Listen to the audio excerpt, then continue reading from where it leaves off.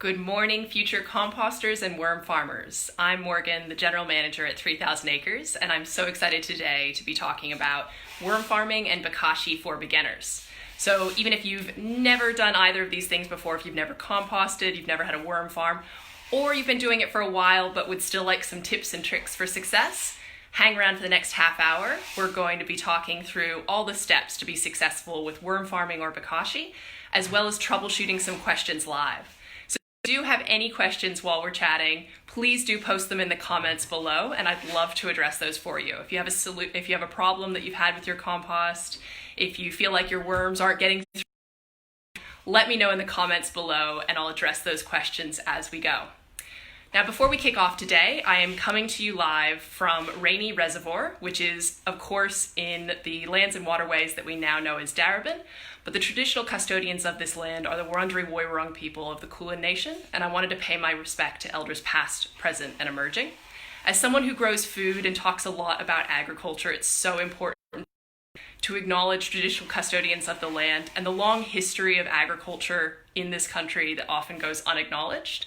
If that's something you're interested in, I really do encourage you to start learning about that whole system through Dark Emu by Bruce Pascoe. It's a fantastic book, and it revolutionized the way I thought about agriculture in Australia.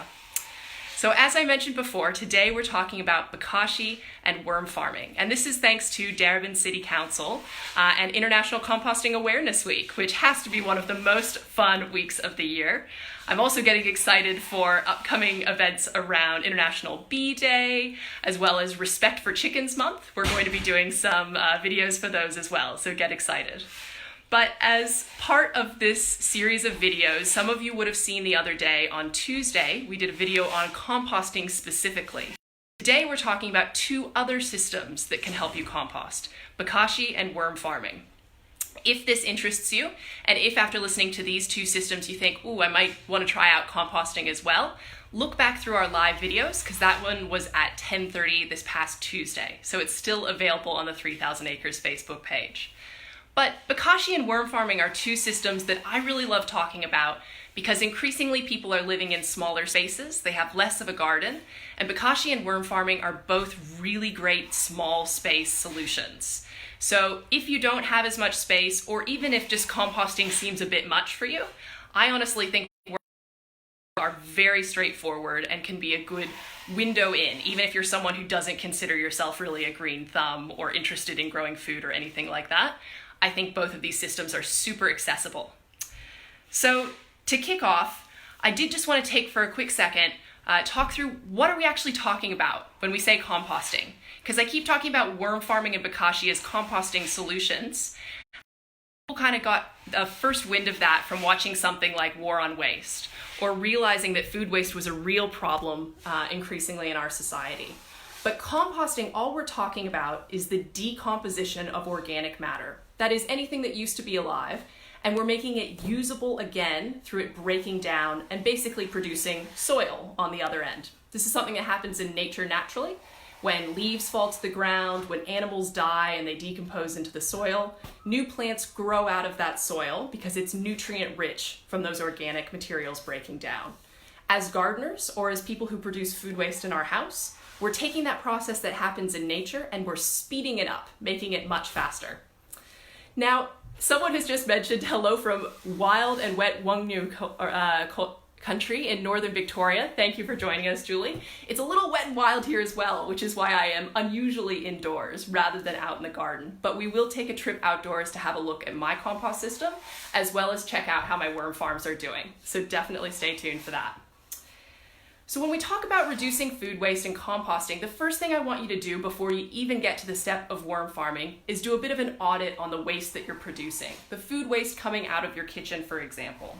Because currently in Australia, on average, if you buy 5 grocery bags from the store and bring those home, you might as well stick one of them in the bin, because that's how much food waste we're producing on average. We let a lot of food spoil. We create a lot of leftovers that we don't end up eating, and sometimes we don't realize how much of the plant is actually edible, which I'll talk about in a second. To give you some stats specifically from Darebin, 38% of Darebin's curbside waste is actually food waste. And so if everyone in Darebin were to correctly recycle their food waste, that would save 6,000 tons of waste from landfill and 7,000 tons of CO2 from the atmosphere every year. So that's a massive contribution, both in terms of waste going to landfill, the greenhouse gases that are produced from that waste having to travel away from your house into landfill, and because they break down anaerobically in landfill, which isn't good for the environment either. So with those consequences, we have an opportunity to do a little bit better in the first place on food waste. That could look like things of making a list before you go to the grocery store, planning out meals really carefully, but also something, my personal favorite, is to learn more about how to correctly store food and how much of the food is actually edible. So in terms of storing food, even in the last year, I only discovered then that tomatoes really shouldn't be kept in the fridge, that they're going to store for longer at room temperature. Derbyn produces a great fact sheet about how you should store your fruit and veg to keep them fresh for longer so that you end up not feeling so guilty when you've got a soggy bit of broccoli down the back of the fridge. It's really good. Once you learn those skills, you'll find that your food does keep fresher for longer and you can keep eating it fresh. Past that though, I mentioned before eating the whole of the plant. So a classic example I see of this, and it crushes me every time, is people who buy big, beautiful beetroots from the store, they cut the leaves off, and they go into the trash. Those leaves were edible and delicious. Beetroot leaves taste just like silver beet leaves. Cook them up with some garlic, and it's a real treat. So you'll often find that plants that you thought, oh, I'm just buying this for the leaves, or I'm just buying this for the root, the rest of the plant is edible and delicious. You just need to learn a little bit more about it. So if you wanted to learn a little bit more about using the whole plant, what I would recommend is checking out the book Root to Bloom, which is by some Australian authors, and they talk about how much of the plant is edible. But also checking out a guy who's from the UK named Max Lamanna. He used to be a reality TV star or something like that from what I understand, but now he is a waste warrior and a chef, and he's really excellent, and I learned a lot of tips and tricks from him about what plants you actually don't need to peel the outside off of, or how else you could use that plant. So check out Max Lamanna for sure. On top of that, you might want to sign up to Darebin's e-sustainability or e-news from the sustainability team. And I know some people from Darebin are going to be posting in the comments below all of these resources I'm mentioning. So that sustainability news has a lot of tips and tricks in there, links to other workshops that are going on. So make sure that you sign up to that one and you'll get those tips straight to your email box. From there, what I want you to think about with your waste is the hierarchy of waste, as I like to call it. So if I bring something into my house, the first thing I want to do is eat it fresh. If it goes a little bit too far, it's just a little bit soggy, it hasn't gone moldy or anything, but I'm not feeling like eating it fresh, I consider if it could go into a smoothie or a stock or a preserve.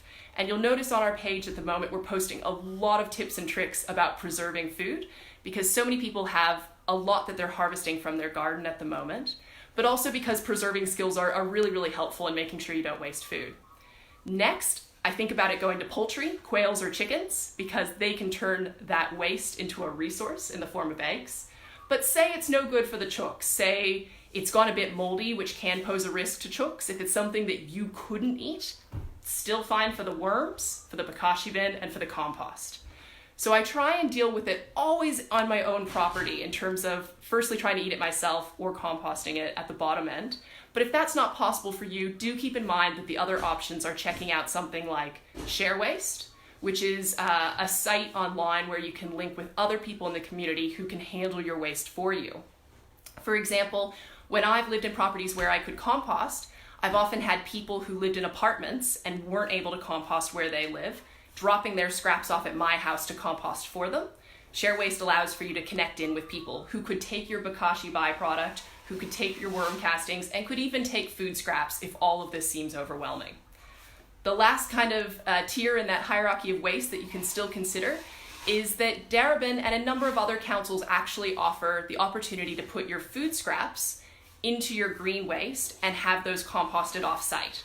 Now, of course, they still have to travel somewhere to be composted, but the big upside with that system is that you don't need to limit what food waste goes in. So it doesn't matter if you're putting in, for example, a moldy loaf of bread or some meat, which there is a limit on that going into worm farms and composts. So let's chat through a little bit more about those systems. And as I mentioned at the start, please do post any questions that you have as we go through all of this. So worm farming, first off, I've been worm farming for a long time, and I think it's a really, really great way of handling waste. So effectively what you're talking about there is some specific compost worms that are eating the bacteria off food as it decomposes. And there are some limits to what you can put in the system, but worms are pretty good at handling it. And as you'll get a sense for through this whole video, I'm a very chilled out composter. My attitude is that while there is some science to it, it's really more art than science. And while there are firm and fast rules, you don't need to freak out if you put something in there that people are recommending you don't, for the most part. So, usually when you have a worm farm, that is like a stacked tiered system, and we're gonna go outside in a second and have a look at my systems. And those can come from a number of places. I keep getting asked about my favorite brands. My favorite brand is whatever I can pick up in hard rubbish for free, but I know that a lot of nurseries sell them from Realm, for example, Compost Revolution, which is an online store that offers discounts depending on where you live. If you are a Darebin resident, you can type in your address and receive a big discount because council has subsidized you owning that worm farm, Bakashi system, or compost. And another one is Worm Lovers, which is a Victorian-based company that produces a range of different systems. Any of these can work, as can in-ground systems, so don't worry too much about that. If you're a little worried about the cost, the inexpensive solutions I've seen are people building them themselves out of styrofoam boxes. So those are broccoli boxes that you can pick up for free from the grocery store. The only downside on those, I had one for a while, the rats chewed straight through it, which was a real bummer. And if you have chooks, it's a no-go because the chooks will peck at it. But another solution, one I've seen work really, really well for free, is picking up an old bathtub out of hard rubbish from the tip shop, even from Reese when they get chipped, they're about $10. And a worm farm can make, or a bathtub can make a great worm farm as well. So there's a whole range of solutions that you could use. From there, what you're going to be getting is your scraps breaking down, so your food waste that's coming out of your kitchen going away. You're going to get worm castings, which is the waste product that the worms are producing through eating those scraps. So it just looks like moist soil. We'll go look at some in a second. And you're also getting worm wee, which is a liquid that's coming out of the system that's just draining out as the food decomposes, and that's super nutrient rich, just like the worm castings. Both of these things can be used in your garden so long as you dilute that worm wee, otherwise it might burn the plants. So let's go and have a look at my worm farm system, and I'll talk a little bit more about worm farming as we go. Apologies that you're going to get a surprise and accidental tour of my renovation in progress. That's the consequence of a rainy Saturday for our videos. But out in our backyard, we have a number of systems going here. So the first is a compost system. And I talked about these on Tuesday in case you didn't tune into that video. But I wanted to show you these systems because I often find that these sort of compost bins get turned into glorified worm farms, which is fine. So these are typical compost bins. I actually picked up both of these out of hard rubbish, and I highly recommend that you look around the traps for them because people often throw them out once they've given up. I find that sometimes people use these as worm farms instead of compost systems, and that's absolutely fine. Just make sure that if you actually have a lot of worms in there, instead of it being straight up hot composting, that you don't have it in a super sunny location. But don't feel afraid if you've ended up with that being your kind of de facto worm farm. Now, and you'll notice there's a lot of cardboard lying around, which is courtesy of the renovation, but that's a hot tip that I've kind of learned with all of my composting and worm farming is if you leave the cardboard out in the rain, it really helps to make sure that your system doesn't dry out. So that's worked quite well. So let me flip you around here. This is your typical worm farm. They're not all this color, but basically they're a UV grade plastic, and you can see it's multiple tiers. You start with a bedding layer down the bottom, and you work your way up with each of these tiers, so that over time you're putting food waste into a higher and higher level, and the worms are turning what's in the bottom into a beautiful rich worm castings that you're able to harvest from the bottom there. You can see that there's a tap as well, and that's where I'm able to harvest the liquid from. I do that super regularly because you have to keep in mind, these are not aquatic worms. They don't want to be swimming. They want to be living in what is effectively moist soil. So I'm doing something pretty risky here. I'm going to give you a tour inside one of my worm farms. And as I mentioned, I picked all of these up in hard rubbish. This black one I just picked up recently. It just had a leg that had fallen off of it, that's a very, very easy fix for you to do. So if I take the top layer off, you can see that I've actually got some cardboard inside this one. And the reason for that was that normally I have a hessian sack there, or a little worm blanket that keeps them at a pretty consistent temperature inside of the worm farm. They had eaten through that hessian, so I've added some cardboard on top just to keep them nice and consistent. But if I pull that back, there you go. So you can see, what have I got in here? Some grapes that had gone moldy, the hessian sack that they've eaten through, some old newspaper that's been ripped up, as well as it looks like a devil's ivy plant where I'd had to snip some off. All of that is absolutely fine for the worms to eat. You can see there's some, and sorry I'm shaking so much, it's a little cold out the back here. You can see there's some holes there, which is what the worms travel up through the worm farm system in order to get to this top layer and have a feast. But let's have a look down below. See how the worms are doing. Oh, those are some happy worms. I'm very happy to see that. You can see that the population is thriving. So these worms have actually adjusted their population for the amount of space they have, which is fantastic. You can see at this level that there's still a few things visible, in particular avocado skins, eggshells, even some ripped up cardboard from an egg carton. That's fine. I'm not too stressed if that doesn't break down all the way before I put these worm castings into the ground. So I'm seeing a few questions come through. Thank you for those. In particular, how regularly do you harvest the liquid? So there's no good answer on that. Some people have complained to me recently that they're not getting enough liquid out of this one.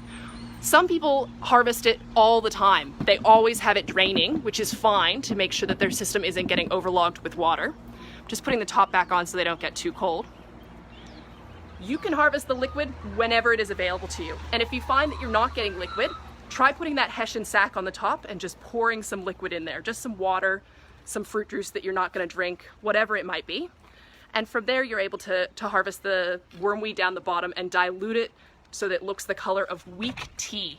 From weak tea, you can then put that on your garden. Perfect. So now that I'm heading back inside, I'm a little bit warmer. I won't be shaking quite so much. Apologies for that.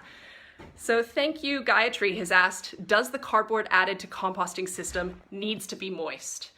So when you add into a composting system, when you're adding in cardboard, effectively what you're trying to do is add in some carbon, some brown materials. If it's moist, it can just help the breakdown period or the decomposition happen a little faster. So I do recommend that either you get that cardboard moist in advance, or once you've chucked it in, you add some moisture so that it can get going.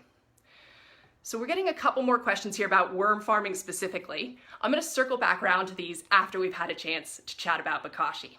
So please do comment below. Have any of you tried Bakashi? Do you know what Bakashi is? I would love to see a good description of what Bakashi actually is. It's kind of a hard system to describe. So before we finish up quickly with, or before we get onto Bakashi, I just want to finish up really quickly by advising you on what the worms can and cannot eat, because there is a lot of misconceptions out there. So for example, I've heard a lot that worms absolutely can't eat garlic, they can't eat onion, they can't eat citrus. That's all a no-go. My advice is that worms really can eat it, they just prefer not to. It's like a buffet. If there is couscous and there's chocolate cake available, you might decide to eat more of the chocolate cake than you do of the couscous. So while worms will eventually get to the citrus, to the onion, to the garlic, if they get forced into it, if they get hungry, they do tend to start with the banana peels, the apple cores, all that sort of stuff, which is their favorite. It's fine if you put a little bit of citrus, garlic, onion in there, but make sure you're not overfeeding them or they'll never get to it. The stuff I never want you to put in your worm farm is meat, too much rice, bread, other wheaty products, cheese, milk, animal products like that, as well as anything that's inorganic. No plastics, of course.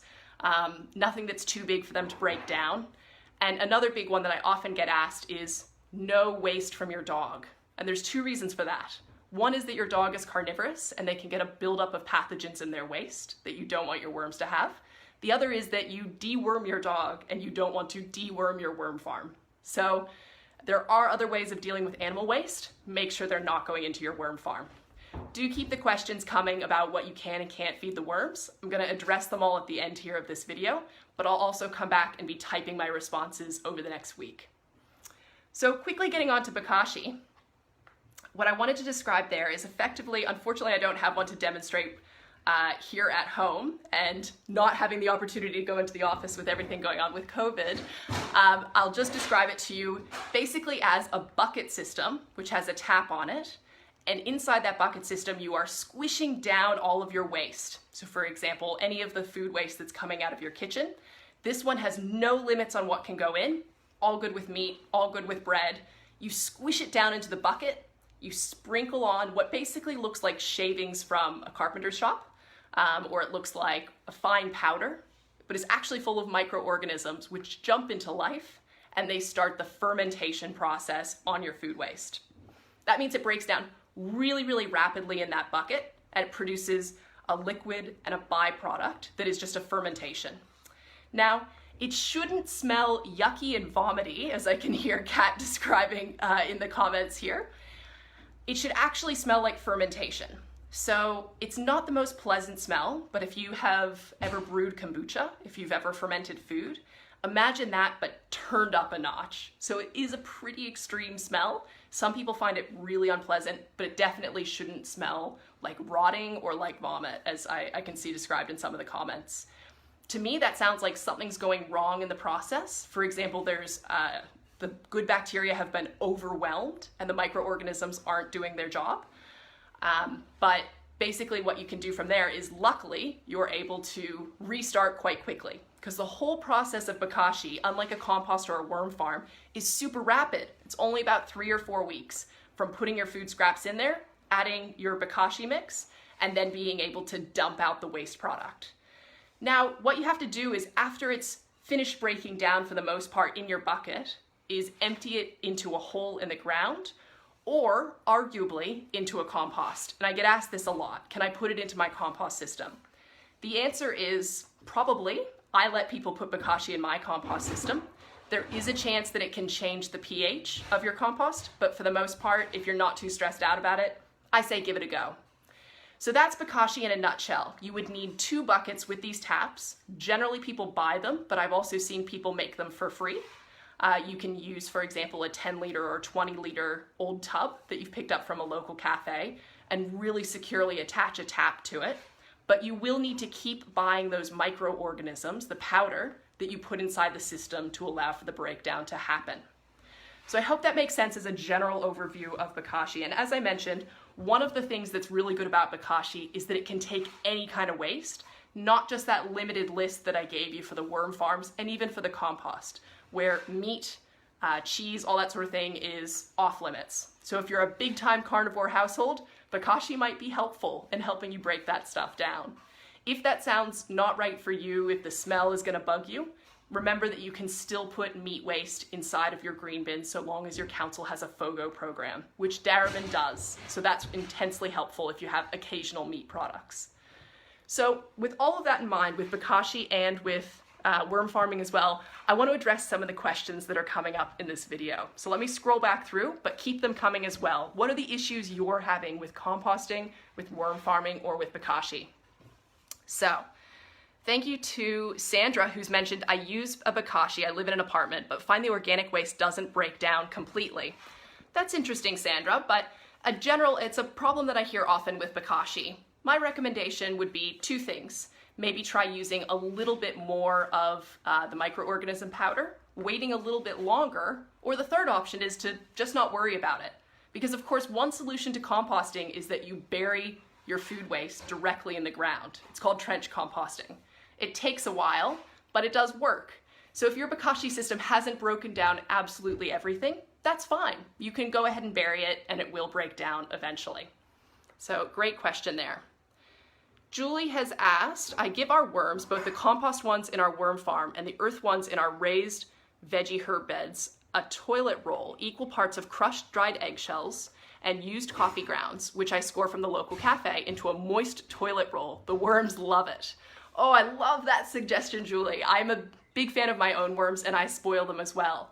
And you've indicated something perfectly there, which is that in addition to your food scraps, your worms can take care of things like toilet rolls, which are just cardboard and it used to be a tree. So it's organic matter.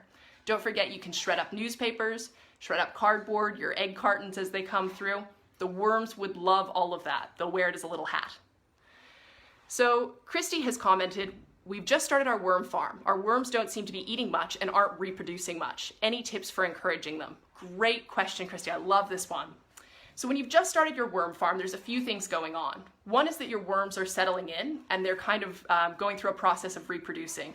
It can take a little bit for them to hit the scale that you want to really be getting through your food waste quite quickly.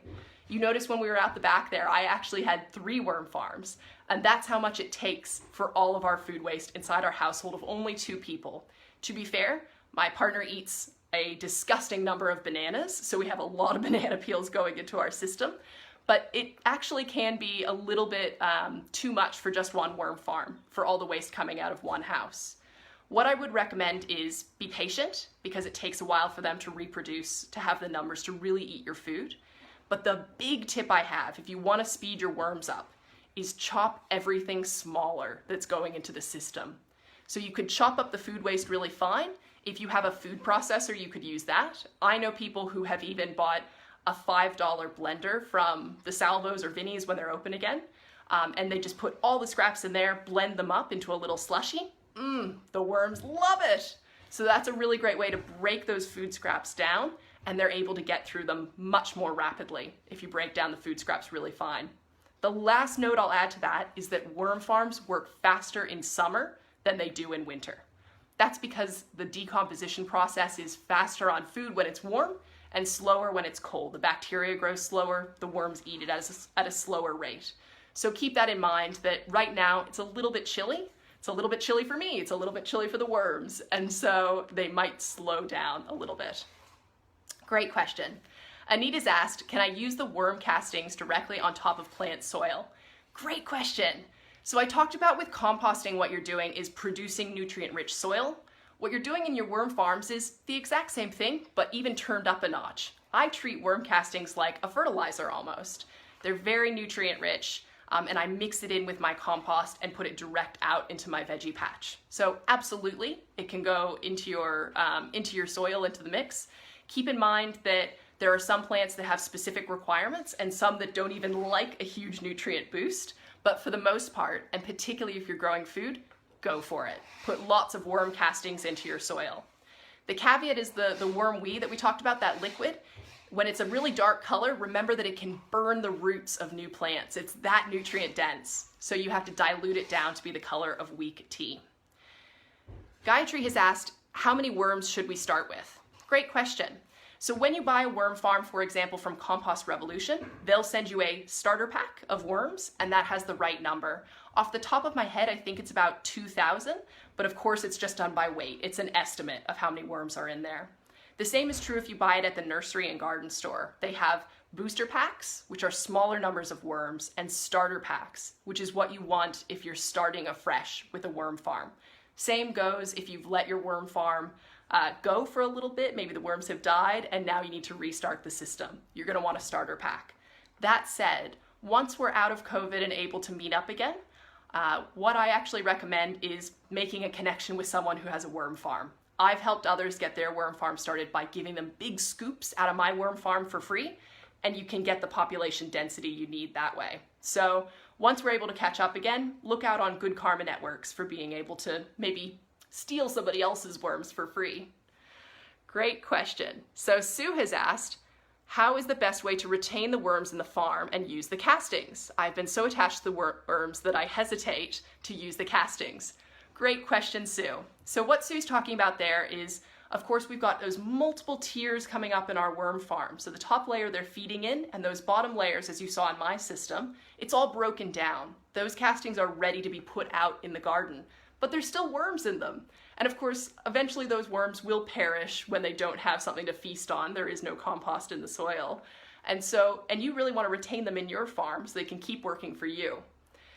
One suggestion I have is when you go to harvest the tier that is all broken down, take it out set it in the sun for half an hour, and the worms don't like the sun. They're photosensitive. They're going to dive down to the bottom, and you can harvest the top 2/3, knowing that the vast majority of the worms are down the very bottom. So that would be my recommendation to making sure you don't scrape all of the worms out and putting them into the garden. But I do know that feeling of getting quite attached to the worms. When I had quails, was feeding worms to the quails, and that was very tough for me because the worms worked very hard for me, and I felt bad that they were also becoming quail food. But that's my top tip for making sure that the worms dive down and you're able to harvest the top 2/3. Put it out in the sun. So Florencia has said, I've been composting for a while now in just a small space. I bought the composting bin from Darebin, and oh boy, you should see the worms inside my compost bin. They're loving it. Fantastic. I'm so happy to see that, Florencia. So as a lot of people have mentioned, or as I showed earlier in the video, a lot of people use their composting bins as a worm farm, whether that's worms coming out of the soil or it's composting worms they've put into the system. That's absolutely fine. That just means effectively you're doing a cold compost instead of a hot compost, which is something we talked about on Tuesday. That's an absolutely fine way to do your composting. And in fact, it means that the worms are doing some of the aeration work for you because they're making little air tunnels as they dive through the soil, which means you need to do even less of that turning. Don't even worry about it. So I'm just going to scroll back and see a couple other questions that we have here. So Kat had said, it's Kat back again, the girl with the yucky, vomity smelling Bokashi that goes a bit moldy. Haven't read the link yet, you said. Oh, I'm glad to see that you're back in the video, Kat. So for reference, Kat asked the other day about a vomity smelling Bokashi, and I linked her to a tutorial on Bakashi that has some recommendations if the smell isn't going right. My big thing with Bakashi is it's unlikely you're gonna get it perfect the first time. As I said, it's more art than science. Dump it out, try again, and you will find the way that it works with Bakashi. So don't stress if you've stuffed it up the first time. That's absolutely fine. Now, someone here has mentioned stuff about pests in the worm farm, and that's a great question. You probably noticed when we were in my worm farm, there were a couple flies, I noticed a snail, and some bitey looking spiders. That's absolutely fine with me. I figured the spiders are actually suppressing the fly population, and the worms definitely aren't bothered, or they haven't let me know that they are. Pests in the worm farm are fine, so long as they're not overwhelming the worms. My attitude is everything in moderation, and if the worms don't seem like they're being driven out of their home, then why would I worry about it? So sometimes pests can be an indication that things are too moist or too dry. And of course you can suppress the fly population a little bit, as I said before, with a Hessian sack, which you can get free from a local cafe, free from Ceres over in Brunswick East. And cardboard as well can help with that suppression. So great question. Anita's asked, my worm farm liquid stays in the last compartment and doesn't come out from the tap. That's really interesting. That sounds to me like perhaps the front of your worm farm is elevated a little bit higher than the back, so it's not draining forward into the tap. I would just lift the back legs up a little bit and it will drain forward into that tap. That said, sometimes the tap can become clogged. I would say once every 2 years, I take apart my worm farm and I declog that tap to make sure that it's draining perfectly. But as I said, it's a maintenance job every 2 years. In particular, something I wanted to highlight with those worm farms, same goes for Bakashi hardware, is that they tend to be really long-lived. So with the worm farms, I've had all of these running for multiple years and have not had to replace them, have not had to do repairs. If you treat them properly, even moving them house to house, they tend to last really, really well. Great question. So I'm gonna keep scrolling back and see here. So Julie's asked, I have planted carrot tops, which a lot of times people would discard, to start into our garden. The green fern-like foliage can be eaten in salads and pesto. The umbel-shaped flowers heads attract the beneficial insects, as well as produce seeds for the next crop of carrots. Bang on, Julie. I love that. So Julie's talking about that hierarchy of waste I was talking about, that if it doesn't need to go in the worm farm, it shouldn't. You should be able to hang on to it. Carrots are a great example of that. She's talking a little bit there about umbelliferous flowers, which is the flower shape that comes out of the top of carrots, comes out of dill, parsley, all those sort of flowers, and that is what helps suppress pests in your garden because you get beneficial insects laying their eggs. Lacewings, ladybirds, all love umbelliferous flowers, so I recommend trying them out. if you've had any issues with pests in your garden. So keep those questions coming. As I said, anything that I haven't gotten into in this video, I would love to address during the week. I'll type in some responses to you. So if you're having issues with your Bakashi and your worm farming, please do let me know. I'm just going to address one more here from Sally. What can you do for a Bakashi that isn't producing liquid? I've had one running for 2 weeks, smell is fermenty and no mold, tap wasn't blocked either in a test before I started. That sounds like everything is going fine, Sally. The amount of liquid that's produced either out of a worm farm or out of Bakashi is just relative to the waste that you're putting into it. So if you had a lot of waste that didn't have that much liquid in it and isn't going to continue to produce liquid as it breaks down, you shouldn't expect to get a whole lot out of there. That's fine. You might find that later on down the track you get some more, great, but if the smell is right, I think everything is going absolutely fine with your Bakashi. The only time people really worry about that is in their worm farms, that their worm farms are too dry. My recommendation is if it looks moist, if you stick your finger in it and it feels moist, the worms are happy. If you're nervous about it, pour some water in the top. They won't mind, it'll drain right through and you'll be able to harvest some of that worm wee. So don't stress too much with Bakashi because there's nobody relying on that liquid as there is in the worm farm where the worms want to be nice and moist. Great question. So I'm going to finish up just here, but as I said, please do keep the questions coming. I will be checking on them through the week. And do look back on Tuesday's video, live video on composting so that you can get another system to take into the mix. My big takeaway from this is choose the system that's right for you, for the amount of space you have, for the amount of food waste you produce, but also for the amount of work it is. I would say of all the things I do in my gardening life, ranging from bees to growing veggies to growing fruit, composting, worm farming, Bakashi is the least time intensive and most rewarding. It's very, very easy to get a reward out of it and you'll feel much better with your food waste not going to landfill. So give it a go. Remember that it's just an art form and that there will be mistakes, but it's really unlikely that you're going to have something go really, really wrong. So give it a go. Choose the system that's right for you. Do keep in mind that depending on where you live, and certainly for Darebin residents tuning in, Compost Revolution has great discounts on the worm farms, and that includes those green ones that you saw at the side of my house are actually from Compost Revolution. They have Bakashi systems and composting systems. You type in your address and your council is subsidizing the purchase of those products so that you're reducing the amount going to landfill.